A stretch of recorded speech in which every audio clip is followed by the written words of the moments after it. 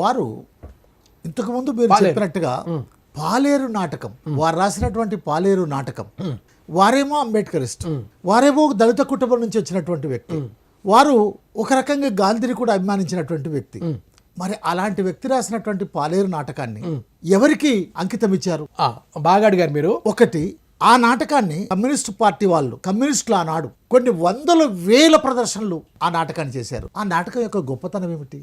నిజానికి మనకు తెలుగు సాహిత్యంలో కన్యాశుల్కం గొప్ప నాటకం అని ఒక విమర్శకులు ప్రతిపాదించారు. గొప్ప నాటకం ఎవరు కాదనరు. కానీ ప్రభావ రీత్యా చూసినప్పుడు, ఇంపాక్ట్ దృష్ట్యా చూసినప్పుడు కన్యాశుల్కం కంటే పాలేరు గొప్ప నాటకము అని మనం ఖచ్చితంగా చెప్పొచ్చు. అంటే ఎంతమందిని ఇన్స్పైర్ చేసింది. కన్యాశుల్కం వస్తువు వేరు, పాలేరు వస్తువు వేరు. ఏముంది పాలేరులో? పాలేరు వెంకన్న ఆ రోజుల్లో దళిత బహుజన కులాల నుంచి వచ్చే వాళ్ళందరూ కూడా చదువుకు దూరమై పాలేరులుగా కూలి కుటుంబాలతో ఉండేవాళ్ళు, కూలి చేసుకుంటూ సాగించేవాళ్ళు. అలా పాలేరు అనేదాన్ని తెలంగాణ ఏరియాలో జీతగాడు అని కూడా అంటారు.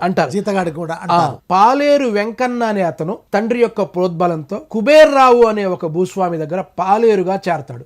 కానీ ఇష్టం ఉండదు. ఆ కుబేర్రావు ఇతన్ని కులం పరంగా హింసిస్తూ ఉంటాడు. ఇతన్ని చదువుకోవడానికి బాగా ఇష్టము. ఆ కుబేర్రావు కూతురు వనమాల, అంటే దీంట్లో విద్యా చైతన్యము, కుల నిర్మూలన చైతన్యము, ఈ రెండు ఆశయాలని ఈ నాటకంలో చెప్పాడు భీమన్న. అది గొప్ప విషయం. ఈ వనమాల సహాయంతో ఈ పాలేరు వెంకన్న రేతను బయటకు వెళ్ళిపోయి అక్కడ నుంచి పారిపోయి చదువుకొని డిప్యూటీ కలెక్టర్ గా ఆ గ్రామానికి వస్తాడు.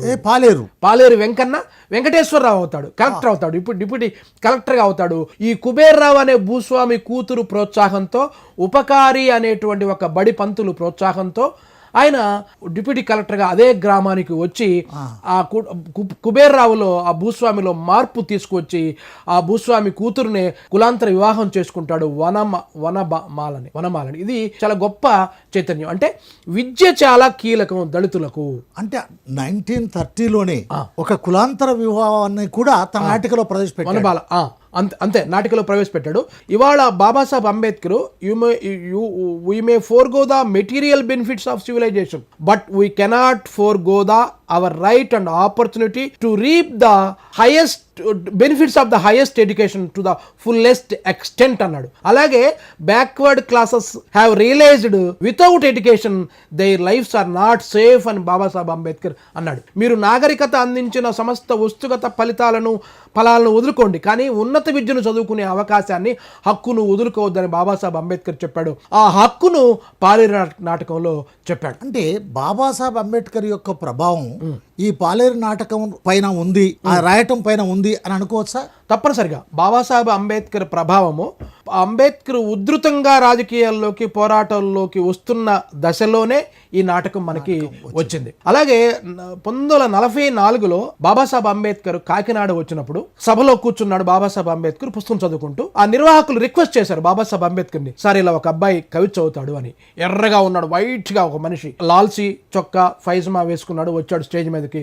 చిన్న కుర్రాడు. అంబేద్కర్ ఇలా చూసి హూ ఇస్ హీ, ఇది అవసరమా అన్నట్టుగా, కొంచెం అసంతృప్తిగా, టైం లేదు కదా, వద్దు అన్నట్టుగా చూశాడు. కానీ ఆ యువకుడు ఆ కవిత చదవటం ప్రారంభించాడు ఇంగ్లీష్లో. అంబేద్కర్ చదువుకున్న పుస్తకాన్ని, వేదిక మీద ఉండే అంబేద్కర్ చదువుకున్న పుస్తకాన్ని తీసేసి ఆ కవితని మొత్తాన్ని ఆస్వాదించి, ఆ యువకుడు కవిత ఇంగ్లీష్ కవితని తీసుకొని తాను తర్వాత కలకత్తా నుంచి వచ్చే పీపుల్స్ హెరాల్డ్ పత్రికలో ఎడిటోరియల్ గా వేయించుకుంటాడు.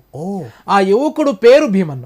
అంటే చాలా చిన్న వయసులో, అంటే నూనూగు మీసాలో రాశాడు అంబేద్కర్ ముందు.